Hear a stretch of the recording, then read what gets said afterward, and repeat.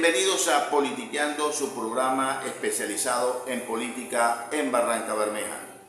¿Se acuerdan ustedes? Hace algunos días circuló en las redes sociales un video de supuestamente uno de los trabajadores del programa Entorno Seguro denunciando supuestos delitos electorales, constreñimiento al elector. Miremos ese video, parte de ese video, porque ya lo habíamos pasado en el programa anterior.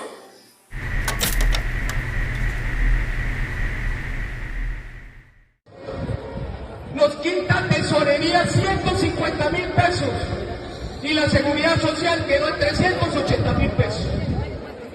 La mujer de Alfonso Hernández se lleva 2.300.000 pesos y a nosotros apenas nos entregan 1.100.000. ¡1.100.000! Y somos los trapitos de toda la competencia. A mí me da lo mismo que lo sepa el coronel William Arias, porque desde ahora mismo pongo mi cabeza, pero esto lo va a saber la ciudadanía de Barrancabermeja, porque entonces... Saludo cordial para todos los barranqueños y efectivamente, frente a la denuncia que presentamos ante Transparencia por Colombia, el doctor Andrés Udurriaga, manifestó la necesidad urgente de dos elementos importantes. El primero, que hay que citar a Ecopetrol, porque no se puede permitir que Ecopetrol de manera solapada valide actos de corrupción como el tema de la ludoteca, donde se invirtieron 10.000 millones de pesos y es un elefante blanco.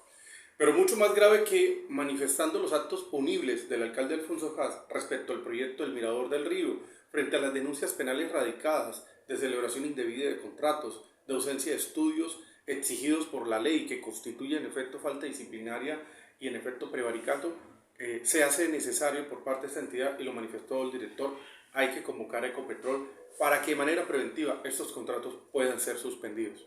Pero la cereza que le faltaba al pastel, esta semana un joven del grupo de Entorno Seguros de ese programa del gobierno distrital hizo una denuncia gravísima, y yo quiero que los barranqueños a esto le prestemos toda la atención.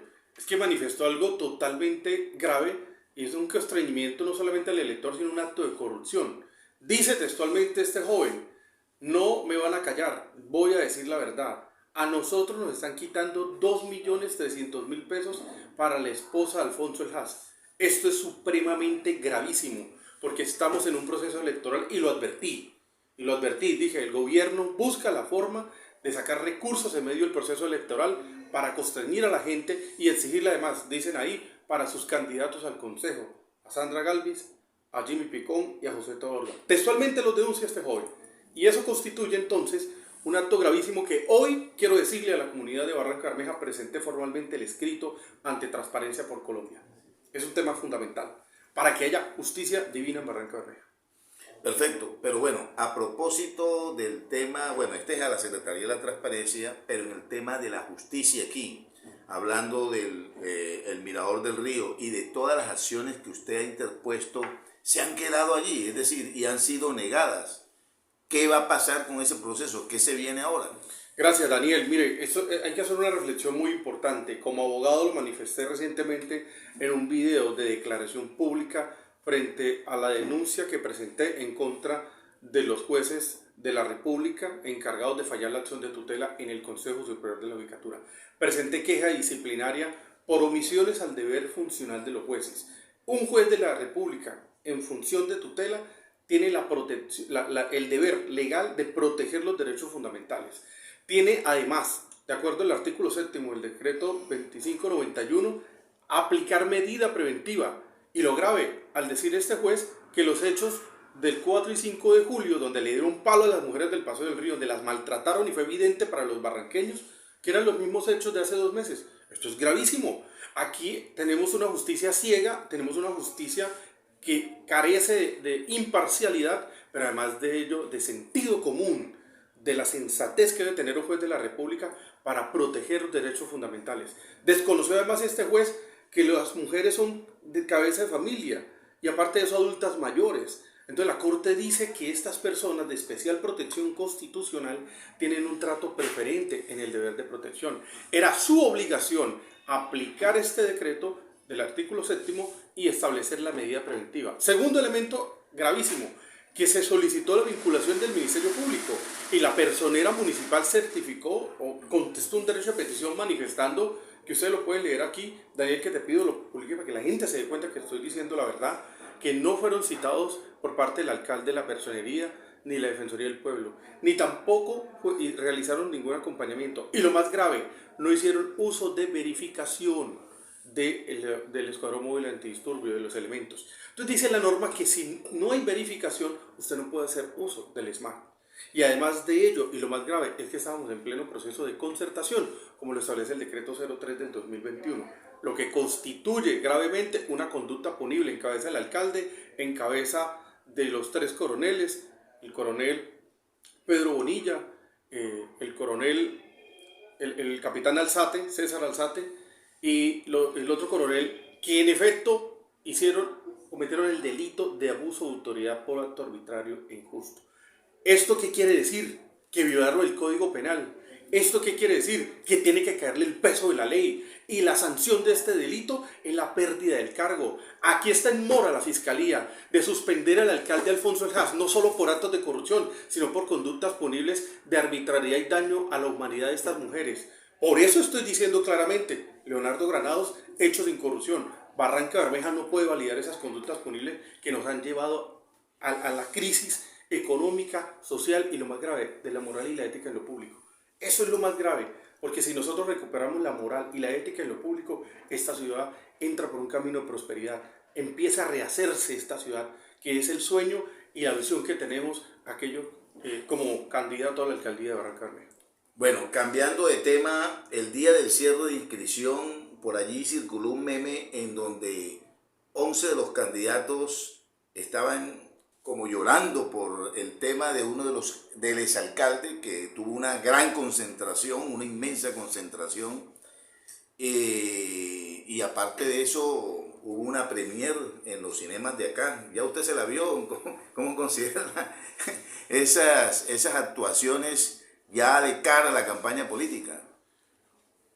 Totalmente grave la idolatría del pueblo barranqueño, pero lo que también se escucha en los corrillos es que la gente tenía que ir a tomarse fotos, los que estaban contratados con Junco, los vigilantes, los contratistas, para efectos de decir, señor, cumplimos. Es decir, manipulan el hambre, manipulan la necesidad. Pero hoy lo que estamos viendo es el exceso de narcisismo y de idolatría de un personaje que aquí lo que hay que decirle a la gente es, hablemos la verdad de Elkin Bueno. Un personaje que está precisamente con investigaciones por nexos con paramilitares. Y hay que decirlo, y que lo escuche quien bueno, ya se va a abrir ese proceso con testigos civiles, además, dispuestos a declarar sus nexos con paramilitarismo. Es más, esta misma programación que hicieron en Procinal, ese documental de hacer ver lo que no es decir, que es un gran personaje, cuando realmente es una persona que ha sido mitómana, que ha sido corrupta, que ha sido sancionada, que ha sido destituida y que tiene investigaciones graves. Que no esté preso no significa que no haya sido un delincuente, porque lo dijo Ernesto Báez y lo están diciendo estos testigos, los nexos con paramilitarismo. Ahí sale Elkin Bueno, alrededor de él personas armadas de civil, que efectivamente comprueban sus nexos con paramilitares. Barranca Bermeja no puede permitir ni validar nuevamente a un tipo que le ha hecho tanto daño. Salió diciendo que iba a ser el gran Acuapar, y hoy el Acuapar es una obra precisamente inconclusa, un elefante blanco, un acto de corrupción. Esa ha sido realmente la verdad del Elkin Bueno, que hoy pretende venir a engañar a la gente. Los barranqueños tenemos que abrir los ojos. Barranca Bermeja no puede permitir más hechos de corrupción. Por eso aquí hay que pasar del discurso a la acción. Y por eso he presentado formalmente denuncia penal en contra del exalcalde Elkin Bueno. Hoy candidato tiene que enfrentar a la justicia. Y esto tiene que entenderlo los ciudadanos. Aquí no podemos validar que porque hace muchos años nos dio un empleo, entonces en gratitud. No, es no un tema de gratitud, es un tema de que la ley se tiene que aplicar. Aquí lo que tenemos nosotros que unirnos es la gente de bien, que entiende que la única forma de acabar esta estructura es reivindicando la ética y la moral en lo público. Aquí lo que entiende la gente es que hay que actuar con honorabilidad. Y por eso he expuesto mi hoja de vida, que he venido trabajando durante tanto tiempo para mostrarle a Barranca Bermeja que podemos hacer un cambio en la sociedad barranqueña. Y ese cambio se hace con Leonardo Granados, Hechos sin Corrupción.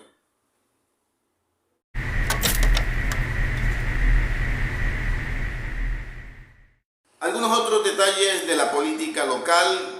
El jueves va a llevarse a cabo una rueda de prensa por parte de los partidos y movimientos que integraban el pacto histórico y que hoy conforman el pacto por Barranca Bermeja.